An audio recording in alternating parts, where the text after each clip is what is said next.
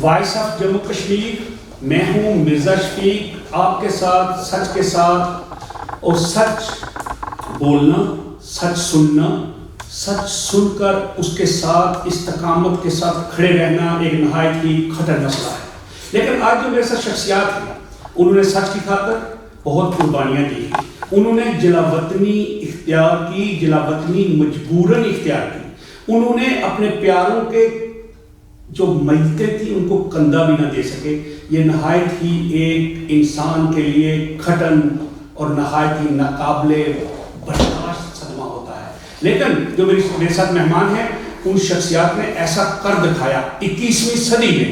اور ہم تو بہت پرانے قصے سنتے ہیں، لوگ لڑائیاں کرتے تھے، تلواروں سے زخم لگتے تھے، لیکن وہ زخم منمل ہو جاتے ہیں. لیکن جو زخم جگر کو لگے، دل کو لگے، جدائیوں میں لگیں، وہ منمل نہیں ہو سکتے. ان کے لیے میرے پاس الفاظ نہیں ہیں. آئے ہم تعارف کراتے ہیں آپ کو اپنے مہمان کا. میرے ساتھ سب سے پہلے ہیں چیئرمین متحدہ کشمیر پیپلز نیشنل پارٹی جناب سردار شوکت علی کشمیری. ان کے ساتھ ہیں جناب Sajid Hussain, secretary information UK PNP Europe zone. ان کے ہمارے ساتھ ہیں جناب منیر مینر صاحب، voice of Balochistan, voice of جو بلوچستان کی وائس ایسوسیشن ہے اس کے پریزیڈنٹ ہیں. اور ان کے ساتھ میرے ساتھ ہیں جناب سردار ناصر عزیز خان صاحب جو مرکزی ترجمان ہیں متحدہ کشمیر پیپلز نیشنل پارٹی کے. السلام علیکم جناب. میں آپ سب مہمانوں کو خوش آمدید کہتا ہوں اور مجھے آج یہ خوشی ہے کہ میں آپ سب کے ساتھ ایک ٹیبل پہ بیٹھ کے پروگرام کر رہا ہوں جنیوا سے.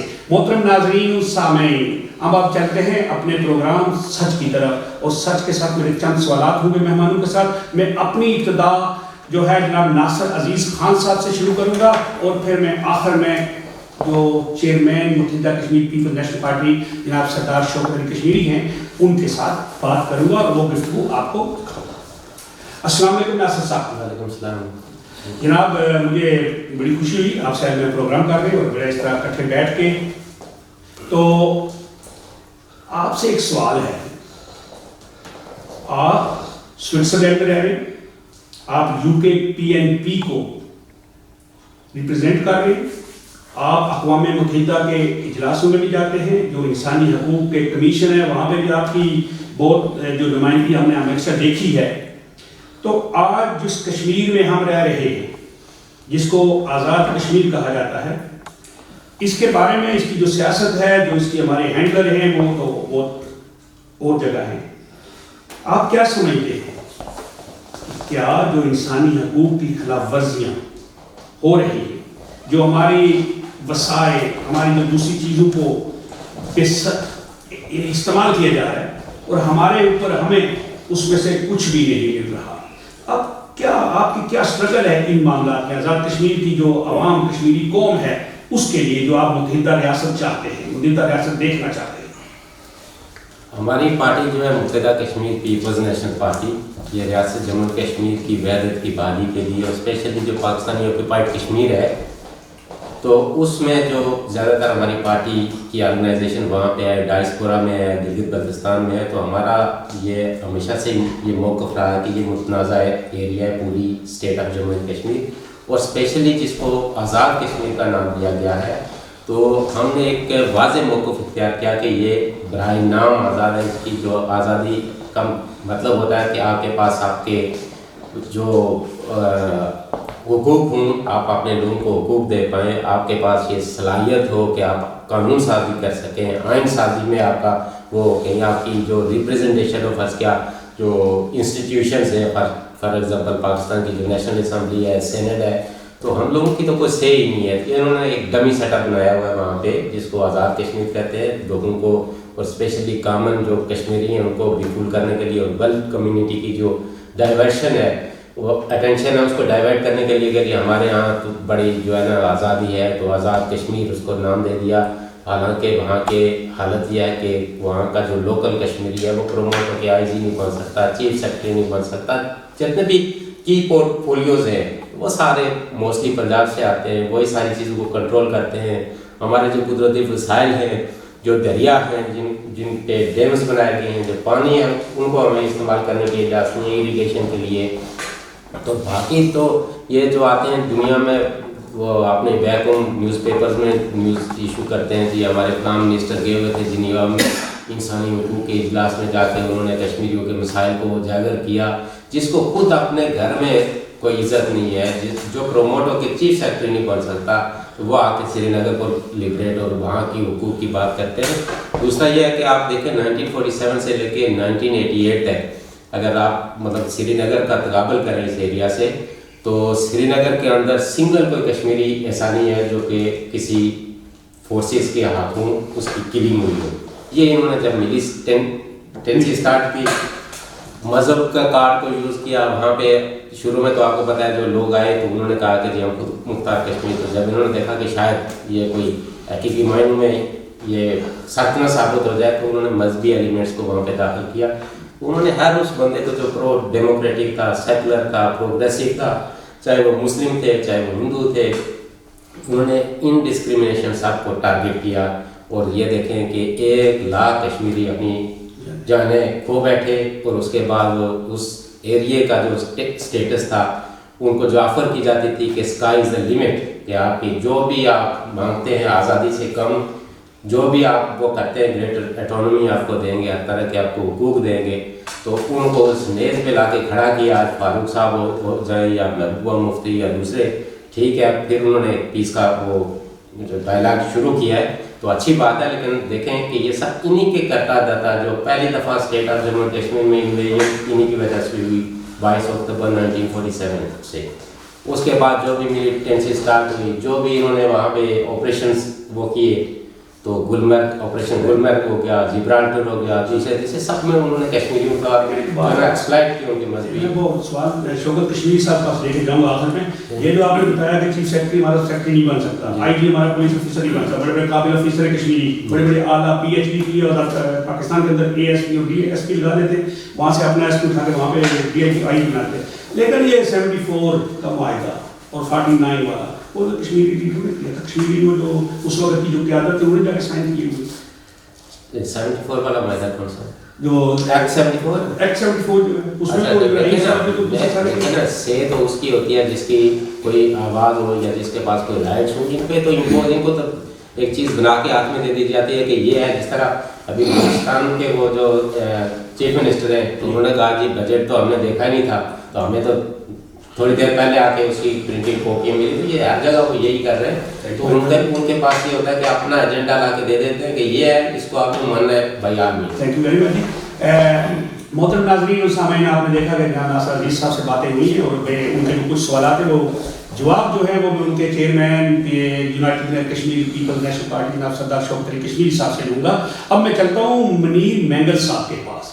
منیر مینگل صاحب جو یہ بلوچستان وائس آف بلوچستان جو ہیں اس کے وہ پریزیڈنٹ ہیں، اور ان کی میں نے بہت اسپیچ بھی سنی۔ یہ بڑے نیشنلسٹ ہیں اور یہ بڑے اپنی قوم پرست ہیں، قوم کے لیے کام کر رہے ہیں، قوم کے لیے یہ بھی میرے خیال جلا وطن ہیں اور فرانس میں ہیں، تو ان سے ایک دو ملاقات ہوئی تو میں نے سوچا ان سے بات کروں، کیونکہ جب کوئی بھی قوم کوئی بھی قوم کا جو شخص اپنی قوم کی آزادی کے لیے بات کرتا ہے تو میرا دل کرتا ہے میں اس کو سیلوٹ کروں اور میں اس کو خراج تحسین پیش کرتا ہوں۔ تو اب ہم چلتے ہیں جناب منیر مینگل صاحب پاس۔ السلام علیکم۔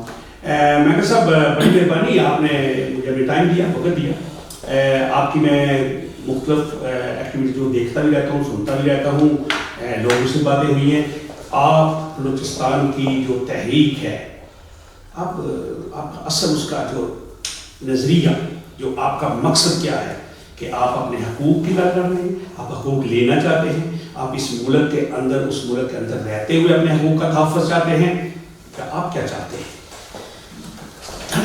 تھینک یو عبدالعلیم جرار صاحب۔ بیسیکلی بلوچستان کا جو ایشو ہے اس کو شروع دن سے دیکھیں، جب 1947 میں پاکستان انڈیا دو کنٹریز وجود میں آئی تھی تو اس وقت بلوچستان ایک الگ کنٹری تھا، انڈیپینڈنٹ تھا، اس کے دو پارلیمنٹس تھے، ایک اپر ہاؤس اور ایک لوور ہاؤس۔ پھر خان صاحب خان قلعہ وہ کنگ تھے، پورا ایک وہاں پر ریاست کی سیٹ اپ تھی۔ محمد علی جناح کو خان قلعہ نے ایز اے لائر ہائر کیا کہ جو برٹش کے لیز ایریا ہیں ڈیرہ غازی خان کے سائڈ کے جیٹ و واتر کے، یہ ہمیں برٹش اب یہاں سے جا رہا ہے، یہ ہمیں واپس چاہیے۔ پھر یہ چیز ایکسیپٹڈ ہے, ڈاکومنٹڈ ہے, اپنا وائسرائے ہاؤس کے ایک کمیونیکے نکلا 4 اگست 1947 کو کہ Pakistan accepted Balochistan as an independent sovereign state. اس پر جناح کے, خان قلات کے اور وائسرائے کے نمائندے کے سگنیچر تھے. پھر جناح نے خان کو کہا کہ آپ جو ہے نا مزید جو ہم لوگ کے جس طرح کے تعلقات ہوں گے فارن افیئرس پہ, کرنسی اور ان چیزوں پر ہماری بات چیت ہوگی. تو پھر خان نے جو ہے نا اپنا محمد علی جناح نے ان کی نیت خراب ہو گئی. انہوں نے خان کو کہا کہ آپ انیکسیشن کے بارے میں ہم سے بات کریں. خان صاحب نے کہا کہ وہاں پر باقاعدہ 2 پارلیمنٹس ہیں, میرے پاس ایسا کوئی اختیار نہیں ہے کہ میں یہ فیصلہ کروں. پھر سبی میں انہوں نے پہلے جو ہے نا وہ لوور ہاؤس کی پھر اپر ہاؤس دونوں کے میٹنگ بلائی. وہاں پر یہ بل باقاعدہ پیش کیا گیا ہاؤس کے سامنے کہ پاکستان چاہتا ہے ہم بلوچستان اس کے ساتھ اینیکس ہو جائیں. تو اس وقت دونوں جو ہے نا ان کی پارلیمنٹ نے اس پروپوزل کو کہ انیکسیشن کی پروپوزل کو ریجیکٹ کر دیا. اچھا. اس ریجیکشن کے بعد پھر جو جناح تھے ان کی جو ہے نا اسٹریٹجی چینج ہو گئی. ہوا یہ چیز جو انڈیا ریڈیو اسٹیشن تھا وہاں سے بھی اناؤنس ہو گیا تھا, نیو یارک اس سے وہاں سے بھی جو ہے نا وہ اناؤنس ہو گیا کہ Pakistan accepted Balochistan as independent sovereign state. پھر اس کے بعد پاکستانی فورسز بزور طاقت 27 مارچ 1948 کو تقریباً 9 مہینوں کے بعد بزور طاقت داخل ہو گئے.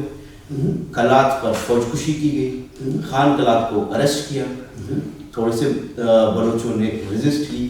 پھر خان صاحب کی جو ہے نا بھائی آغا عبدالکریم خان جی وہ اس وقت یہ ایک ریزسٹنس موومنٹ انہوں نے شروع کی, افغانستان چلے گئے. تو بیسیکلی جو ایشو ہے بلوچستان کا وہ وہی ہے کہ اس ایگریمنٹ کو جو انہوں نے کیا تھا جناح نے, پاکستان نے اس کو روند ڈالا, قبضہ کیا بلوچستان کو. تب سے آج تک بلوچ جو ریزسٹ کر رہے ہیں وہ یہ کہتے ہیں ہم اس فورسڈ انیکسیشن کو جو بلوچستان کو پاکستان کے ساتھ انیکس کیا گیا ہے یہ ہماری اس میں بل شامل نہیں تھی, یہ ایک فورسڈ انیکسیشن تھا. آرمی کے بوٹ کے ذریعے بلوچستان کو جو ہے قبضہ کیا گیا. تو ہم اپنی وہی دوبارہ سے ساؤنٹی چاہتے ہیں, ہم پاکستان سے. آپ اپنی وہ پوزیشن پہ جانا چاہتے ہیں جو 23 مارچ 1948 سے پہلے تھی. بالکل, بلوچ یہی چاہتے ہیں, بلوچوں کی یہی وہ ہے اسٹرگل ہے, اور اسی لیے بلوچ جو ہے نا بلوچ کی جو نسل کشی جب کی جا رہی ہے صرف اسی وجہ سے. لیکن آپ کے تو بہت سے جو سردار لیول کے جو قبیلے کے ہیں وہ سارے اقتدار میں بھی رہے, وہ وزیر اعلیٰ بھی رہے, وہ گورنر بھی رہے, وہ اسمبلی ممبر. اور سب سے پہلے آپ کو معلوم ہے کہ پاکستان کی جو حکومت بنتی ہے, مرکزی سینٹ ہو یا جو مرکزی حکومتیں بنتی ہیں, اس میں بلوچستان کے جو آپ کے ممبر اسمبلی یا ممبر سینٹ ہوتے ہیں ان کی تو ہمیشہ بڑے معروف واقعات آتے ہیں. پہلی بات یہ ہے کہ آپ بہت اچھی طرح سے جانتے ہیں کہ پاکستان میں الیکشن کیسے ہوتے ہیں, وہ ہوتی ہیں, اور پھر بلوچستان میں ایک فیئر الیکشن کا آپ سوچ بھی نہیں سکتے. دوسری چیز یہ ہے کہ جو بلوچ لیڈرشپ تھی مختلف اوقات میں انہوں نے ٹرائی کی کسی حد تک پاکستان کو تو کہ شاید جو ہے نا پاکستان کی سوچ بدل جائے, بلوچوں کو جو ہے نا دے رعایت دے. لیکن اس کے بعد ہوا کیا, نواب اکبر بھٹی گورنر بھی رہا لیکن اس کو مارا کیسے, ان کو شہید کس طرح کیا گیا. اپنا جو یعنی کہ آغا نوروز جی ان کے ساتھ قرآن پاک پر جو ہے نا ایگریمنٹ کیا, پھر کیسے ان کو وہ کیا. تو ہم بلوچوں کے ساتھ ریاست پاکستان مسلسل وعدہ خلافیاں, مکاریاں اور عوام کو مسلسل کرنے.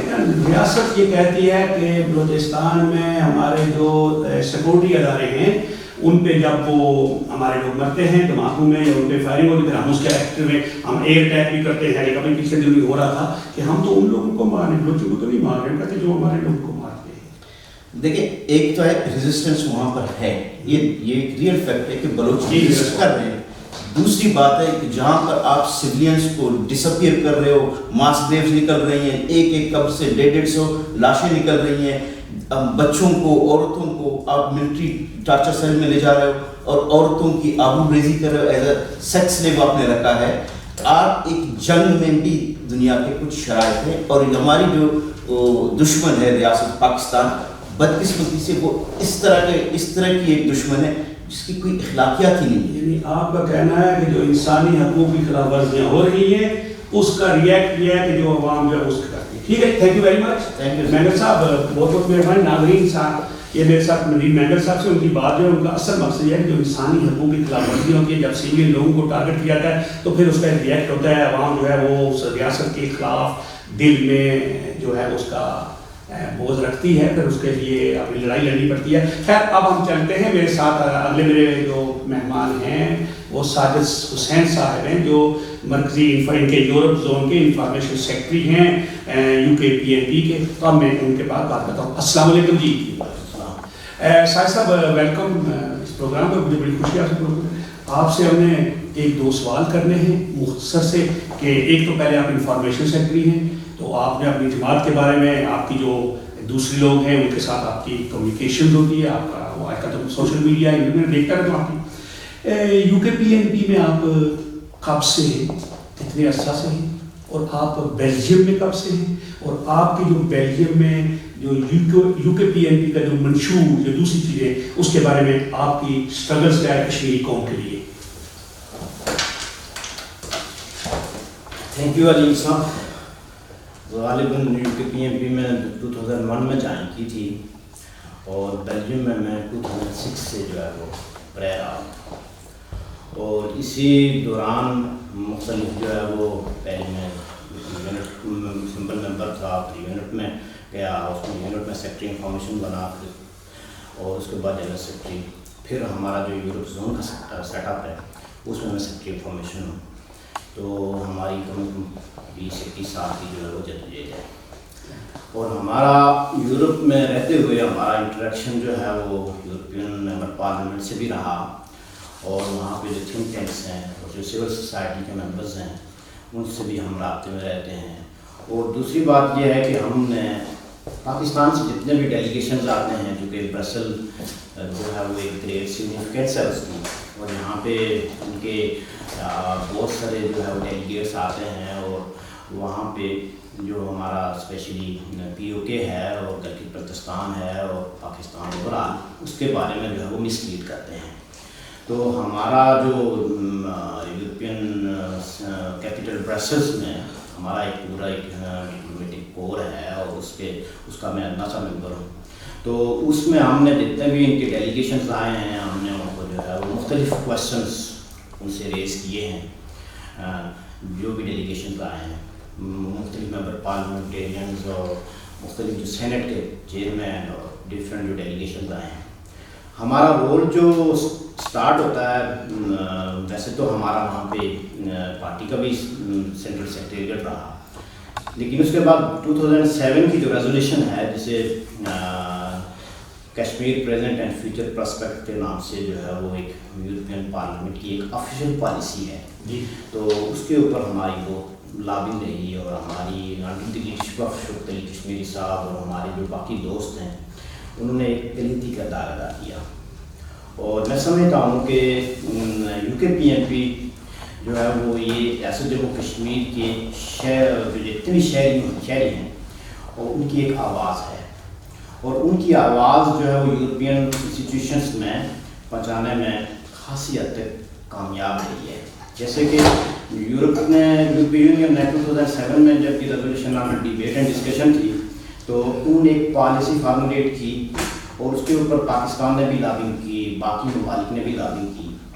तो UKPNP की मैं समझता हूँ कि बहुत बड़ी सक्सेस है, बहुत बड़ी कामयाबी है कि वो जो यूरोपियन यूनियन की जो रेजोल्यूशंस हैं कश्मीर के ऊपर, वो मेजॉरिटी में जो है वो पास हुई, और उसमें यूरोप की जो फ्यूचर पॉलिसी है कश्मीर के ऊपर उसको ले डाउन कर दिया गया।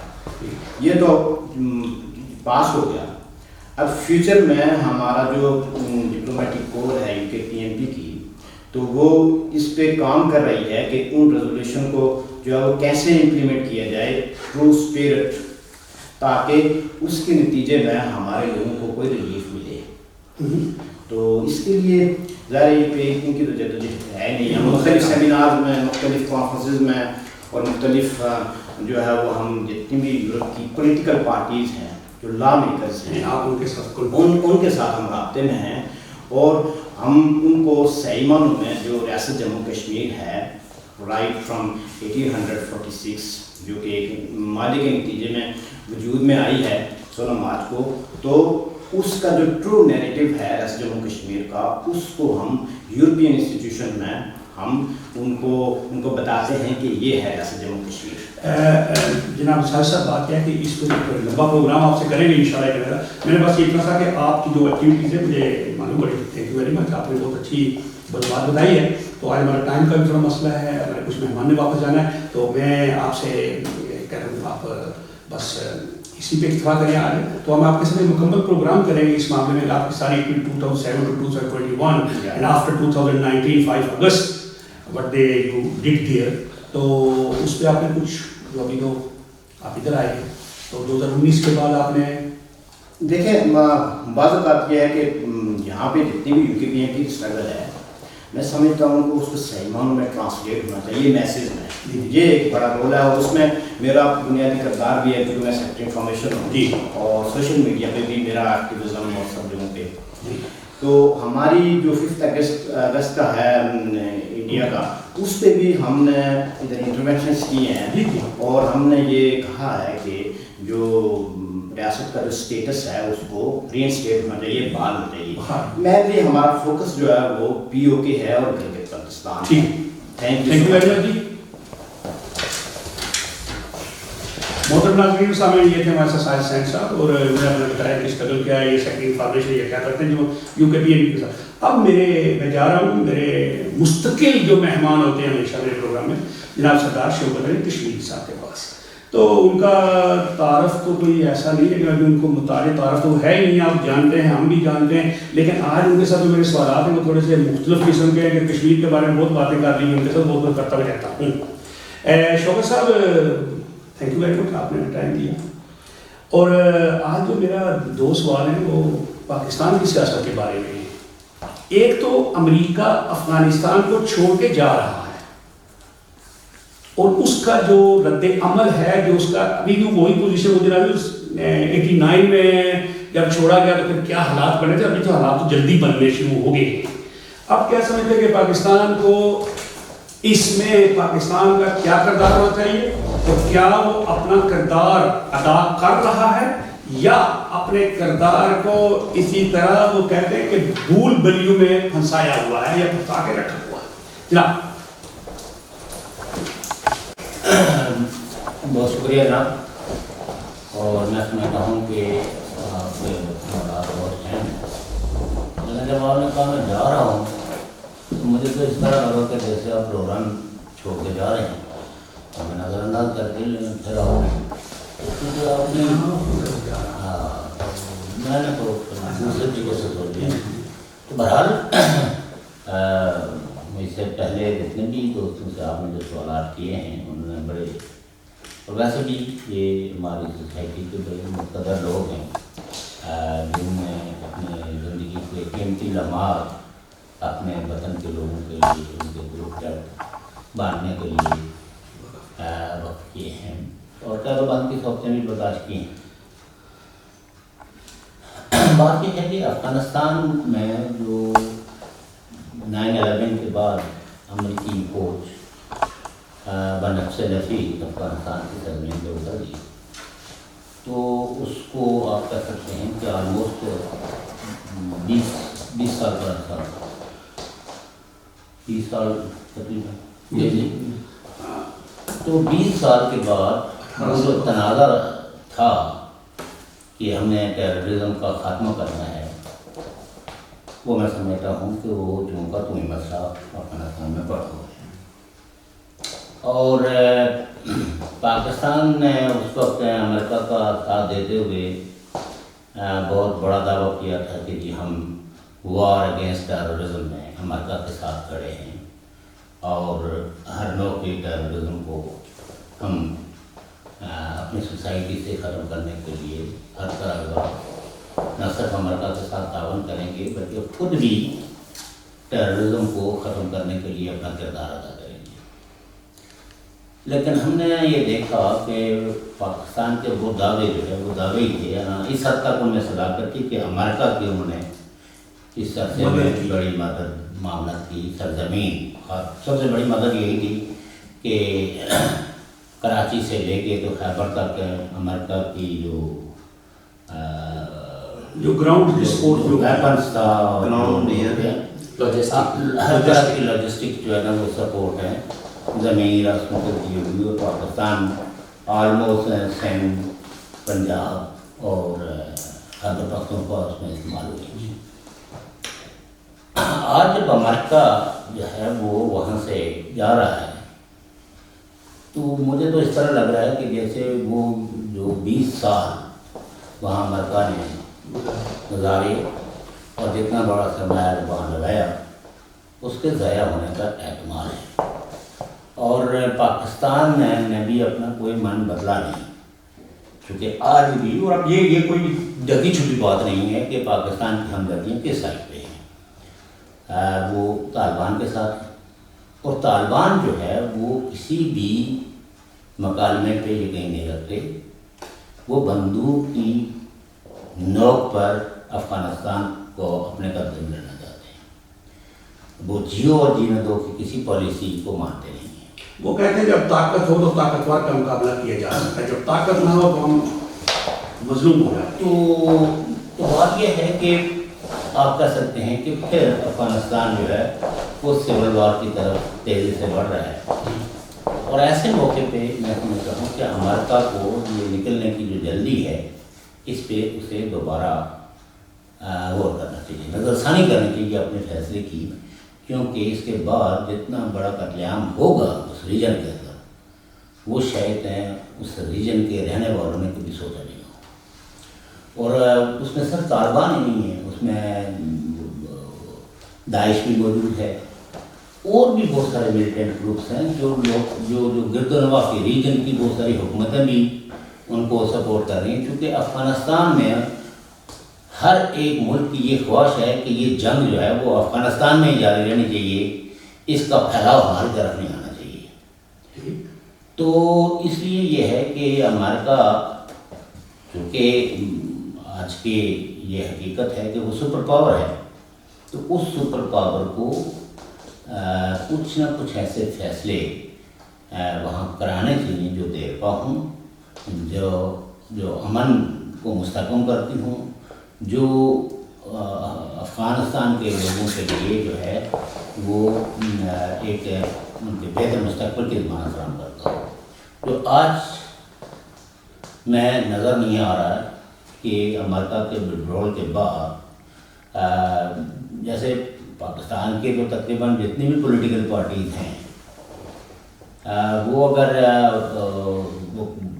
तरवा वक्तन तो ये कहते ही रह गए हैं कि हमारी तो तमाम तर हमदर्दियाँ जो है वो तालिबान के साथ हैं, और स्टेट इंस्टीट्यूशन के रिलेशनशिप तो कोई ढकी छुपी नहीं है आर्मी की, बल्कि अफ़गानिस्तान के अंदर पहला जो कू तालिबान ने किया तो उस वक्त तो कई जो एक्सपर्ट्स थे, जो मीडिया पर्सनस थे, उन्होंने कहा कि ये तो दरअसल काबुल पे कब्जे में पाकिस्तान आर्मी के रेगुलर ट्रूप्स और बिलखुसूस कमांडोज ने हिस्सा लिया, और जिसका उस वक्त की जो हुकूमत थी मुकाबला नहीं कर सकी। लेकिन आप ये देखें कि तालिबान ने हुकूमत तो बना ली काबुल पे, क्योंकि अमूमी तौर पर समझा जाता है कि उसी को रिकग्निशन मिलती है जो काबुल पे कब्जा कर ले। लेकिन एक बात है सर, 2003 में अमेरिका ने ऐसे सुपर पावर तालिबान को वहाँ से निकाला भी, अरेस्ट भी किया, तोड़ा बोरा भी सब कुछ किया, तबाह बर्बाद जो भी हुआ, जंग पे काबू पाया। लेकिन 2003 से लेकर 2021 तक अफगानिस्तान की जो सिविल मिलिट्री फोर्सेज या जो पुलिस फोर्स है वो इतनी मुस्तहकम क्यों नहीं उसकी कि आज फिर तालिबान का खतरा उनके ऊपर उसी तरह खड़ा है। देखिए ना, बात यह है कि जो रेगुलर ट्रूप्स होते हैं ना वो एक डिसिप्लिन के अंदर होते हैं, वेर एज के जिनमें सिर्फ कत्ल ही करना है, हमला ही करना है, تو ان کے پاس ٹائم بھی ہوتا ہے بیٹھنے کا بھی، انتظار کرنے کا بھی، سونے کا بھی. تو آرمیز کے اندر تو آپ کو پتہ ہی ہے کہ یہ کتنے بجے کس نے ڈیوٹی دینی ہے، ڈسپلن ہوتا ہے. تو اس ڈسپلن میں تو شاید وہ ٹھیک ہے. لیکن یہ جو بم بلاسٹ ہو جانا یعنی ٹیررزم سے اگر آپ سیکورٹی فورسز کے سیکورٹی پرسنلز کو مار دیں گے تو ڈیفینیٹلی وہ تو جو بھی ریٹیلیشن ہوگی یا نہیں ہوگی. لیکن آپ یہ دیکھیں کہ پاکستان آرمی اتنی بڑی آرمی ہے جی جی تو اس کے GSTO پہ نہ صرف حملہ ہوا بلکہ 18 گھنٹے انہوں نے 18-19 گھنٹے جو ہے وہ اس اپنے قبضے کو برقرار رکھا. اور پھر یہ ہے کہ بہت سارے جو انتہا پسند جو کمانڈر اور دوسرے تیسرے نے ان کو ان کی مدد سے جو ہے نا وہ قبضہ ختم کروایا.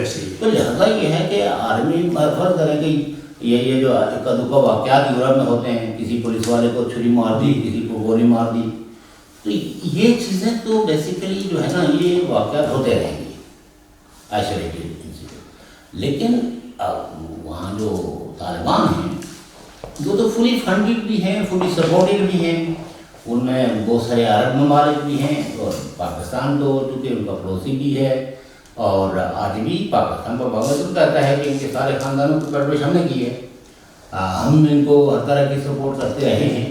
لیکن پاکستان کو کیا کرنا چاہیے اس وقت؟ میں سمجھتا ہوں کہ گورنمنٹ پاکستان کو عقل کے داخل لینے چاہیے اور طالبان کو سپورٹ کرنے کی غلطی نہ دہرائے، ورنہ پاکستان کے اندر جو ہے وہ بہت سارا ریڈیکل ایلیمنٹ اگر طالبان کی حکومت بندوق کے زور پر ہو گئی تو پاکستان کے اندر جو ہے اس کے اثرات جو ہے وہ بہت برے پڑیں گے. کئی صوفی محمد پیدا کئی صوفی محمد پیدا ہوں گے. ٹھیک، تو ایک آخری سوال ہے، وقت کی ہماری کمی ہے، 2-3 منٹ ہیں، آخری بات کرنا چاہتا ہوں کہ پاکستان کی جو اسٹیبلشمنٹ ہے جس کو ہم مقتدرہ کہتے ہیں، یہ جو پاکستان کی سول گورنمنٹ ہوتی ہے اس وقت، جو اس کے کام انہوں نے اپنے ذمہ لیے ہوئے ہیں، ان کا اس چیز کا پاکستان کی انٹرنل اور فارن پالیسیز پہ کیا اثر پڑ رہا ہے، کیا اثر ہوا ہے؟ بہت برے اثرات. دیکھیے بات یہ ہے کہ یہ ایک پورا ظاہر ہے پاکستان کی کل عمر جو ہے وہ کل 73 سال کی ہے. 25 سال میں یہ ملک ٹوٹ گیا جو بڑے مذہبی نعروں کے ساتھ قائم ہوا تھا، اور 25 سال کے بعد وہ سارے مذہبی نعرے جو ہے وہ دم توڑ گئے اور لوگوں نے اپنے اپنے تاریخی رویوں کے ساتھ اپنی تاریخی بحالی میں رو لگا دیا. جو مشرقی پاکستان تھا وہ بنگلہ دیش بن گیا اور جو ریسٹ آف تھا جس کو مغربی پاکستان کہا جاتا تھا، یہاں کی موومنٹ نے بھی الٹیمیٹلی پاکستان کے حکمرانوں کو مجبور کیا کہ وہ ان کے کم از کم صوبائی اسٹیٹس بات کریں اور صوبوں کو داخلی طور پر خود مختاری دی جائے. اب جو 18 امینڈمنٹ ہے اسے آپ کہہ سکتے ہیں کہ اس پہ بھی شب خون مارنے کی کوششیں ہو رہی ہیں، لیکن بہت ساری جو جمہوری قوتیں ہیں وہ اس کے تحفظ کی بھی بات کرتی ہیں. تو پاکستانی اسٹیبلشمنٹ کو خاص کر کے ملٹری جنرل اور انٹیلیجنس ایجنسی جن کا بہت پاورفل رول ہے پاکستان کو رول کرنے میں اور پولیٹیکل پارٹیز کو سب سربینٹ بنانے میں، ان کو یہ رویے تبدیل کرنے پڑیں گے. اور اگر یہ رویے انہوں نے تبدیل نہ کیے تو آپ یہ کہہ سکتے ہیں کہ پاکستان میں جو مکالمے کے لیے تھوڑا بہت اسپیس بچا ہوا ہے یہ بھی ختم ہو جائے گا. اور یہ جو پالیسیاں ہیں اسٹیبلشمنٹ کی جن کو آپ مقتدرہ کہتے ہیں، میں تو ان کو مقتدرہ نہیں کہتا ہوں، میں تو یہ کہہ سکتا ہوں کہ یہ ایک ایسی کرائم ایجنسیز ہیں جو کرائم کر رہی ہیں اگینسٹ ہیومینٹی. ان کو یہ دیکھنا چاہیے کہ کیا آپ کی خارجہ پالیسی جو آپ کے کنٹرول میں وہ کامیاب ہوئی ہے یا ناکام ہوئی ہے. پاکستان کی معاشی پالیسیوں پہ بھی آپ اثر انداز ہوتے رہے. تو آج پاکستان جس سمے سے گزر رہا ہے، جس طرح کی اس کی معاشی کنڈیشنز ہیں، اور ابھی کل کی بات ہے کہ وہ جو سیکورٹی کے نام سے جو پولیٹیکل پارٹیز کو اسکوٹری یعنی میں حیران ہوتا ہوں پاکستان کی پولیٹیکل پارٹیز پہ بھی کہ ایک پرائم منسٹر ہوتا ہے پاکستان میں بھی ہے اور اس پرائم منسٹر کو یا مدعو نہیں کیا گیا یا وہ نہیں ہے، لیکن اگر پاکستان کے سیکورٹی ایشوز اور اس ریجنل کنفلکٹس کے حوالے سے چیزیں ڈبیٹ ہونی ہیں کہ کیسے پاکستان کا دفاع جو ہے وہ مضبوط ہو سکتا ہے، تو اس میں اپوزیشن کی ساری پارٹیاں کچھ کیبنٹ کے منسٹر بھی شامل ہوئے، لیکن اس میں وہ اس وقت جو پاکستان کا پرائم منسٹر ہے اس کو شامل نہیں کیا گیا۔ اگر وہ خود نہیں شامل ہوا تو یہ چیز بھی آنی چاہیے کہ آخر کیوں نہیں، اور اس سے بھی یہ پتہ چلتا ہے کہ وہ پرائم منسٹر جن کو بڑے آپ کہہ سکتے ہیں کہ چاہت کے ساتھ، ڈاٹ ڈار کے ساتھ اور بندوق کی نوک پہ ان کو اقتدار منتقل کروایا گیا اور مخالفین کو کسی کو جیلیں، کسی کو ڈسکوالیفائی، کسی کی وفاداریاں تبدیل کر کے، اور کئی محکمے اور نئے آئے کہ محکمہ زراعت کے پاس بھی کوئی ملیٹنٹ فورس ہے جو لوگوں کو اغوا کرتی ہے، کہیں خلائی مخلوق کی اس طرح استعمال کی۔ تو آپ یہ کہہ سکتے ہیں کہ وہ ایک دور میں ایران میں جب شاہ ایران کا دور تھا تو ان کی ایک جو انٹیلیجنس ایجنسی تھی اس کا نام تھا سابق، تو وہ اتنا ہی بروٹل تھی کہ ایک بہت لمبے عرصے تک ایران کے اندر کوئی سیاسی پرچہ جو ہے نا وہ نہیں چھپتا تھا، تو کچھ ناولوں میں یعنی آپ کہہ سکتے ہیں کہ وہ اشعار و ترانوں کے اندر اپنے ظلم اور زیادتیوں کو بیان کرتے تھے۔ تو so Pakistani establishment should change their behaviour, اور یہ جو ہجمانی کی یہ منوبلی کی جو پالیسیز ہیں ان کو ختم کر کے وہاں مکالمے کا وہ جو اسپیس ہے اس کو اور زیادہ براڈر کریں۔ تھینک یو ویری مچ۔ ہم اپنے پروگرام انشاءاللہ جو ہے ابھی پورا پروگرام ہوگا محترم ناظرین سامعین، ہم اپنے پروگرام کا اختتام ہوتا جاتا ہے۔ آپ نے سب خیالات سے مستفید ہوئے، سردار چودھری کشمیر صاحب ہوں یا ساحل حسین صاحب ہوں یا منیر محمل یا ناصر عزیز خان، سب نے کہا کہ انسانی حقوق کی خلاف ورزیاں جو یہ نہیں ہونی چاہیے، انسانی حقوق کی جو پاسداری کرنی چاہیے اور اداروں کو اپنے اپنے دائرہ میں رہ کے کام کریں تو ملک ریاست چل سکتی ہے، اور دوسری قوموں کے دوسرے جو لوگ ہیں ان کے جو حقوق کے اظہار رائے ہے اس پہ پابندی نہیں ہونی چاہیے۔ اسی کے ساتھ میں آپ سے اجازت چاہتا ہوں، مرزا شفیق، اگلے پروگرام تک اللہ حافظ۔ ہم اپنے دو